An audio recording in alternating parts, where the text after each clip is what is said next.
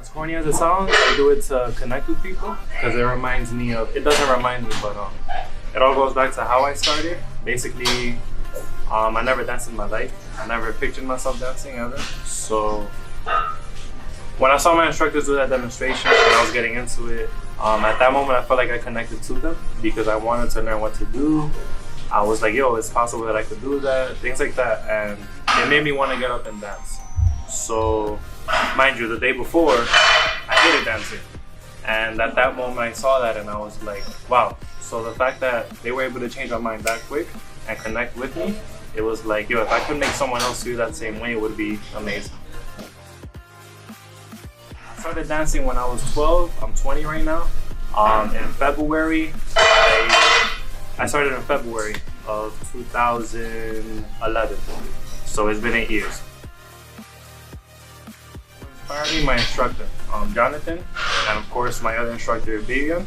So yeah, honestly, if it wasn't for them, I wouldn't have started because that was like I don't know, there was just something about that couple that when I saw them, it was like, it really motivated me, it inspired me, and that's pretty much it. If I would have seen someone else, I wouldn't have felt the same way. Discipline. Dedication beats talent all the way. I was tone deaf, my moves were trash. Everything was just, I was never expected to become any better, you know, but I dedicated myself and I do it daily, and it's just something that I see that with discipline and being patient, you'll see results, like in everything else.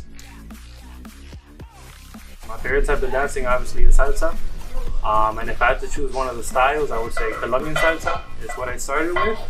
But there's just something about the creativity that I like behind it. So a lot of people don't know much about the style, so to them everything looks the same. But when you do learn about it and you educate yourself very well, you'll see that there's way more to it than just fast feet. And it's fun. You can do anything you want, literally.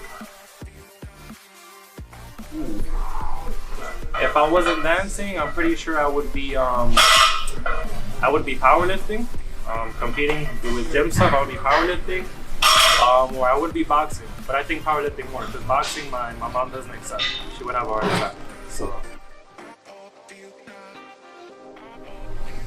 I have my moments. You know, it's just not anymore. But there was a time where there's certain days where you wake up, you feel like why am I doing this? Am I wasting my time?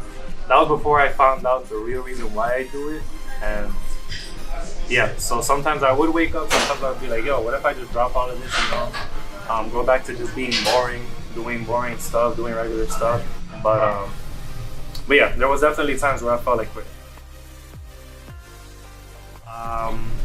Wow, that's a good one. I would say my size. I'm a lot bigger than most dancers, so I stand out way more, meaning that a lot of times people will look at me more and I really can't mess up. And if I do, I mean, it'll look really bad. Solid dance, contemporary. I did it for a while before I had a little knee injury, so that stopped me.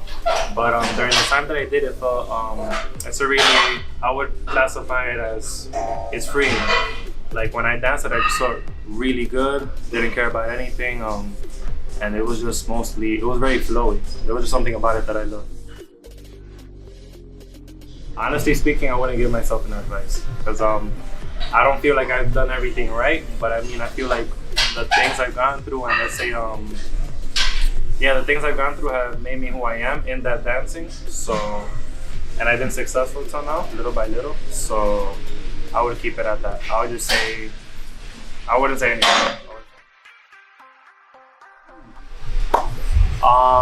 The most memorable, wow, there's a lot, but I would say the most memorable was, I would say Mexico.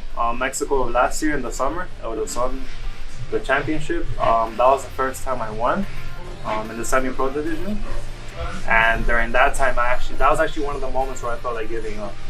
Before that, I had been competing in other places locally. I had been losing and stuff. Well, I've been getting third and second place, but to me that's losing. So at that point, I remember before that whole month I didn't practice my solo or anything. I was just like, I was out of it. I was like, yo, I'm just gonna do this just because. and I didn't picture myself winning or anything, and then I did, and I was like, oh, damn. So it was really memorable because all of my feelings were like mixed, and then they just changed again.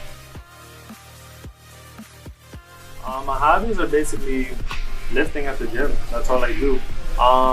It's helped me a lot with my physique, of course, and when it comes to tricking and stuff with my partners, I don't get injured or anything. I tend to be really good at it because of the strength that I have and the technique, and it also helps me with my stamina.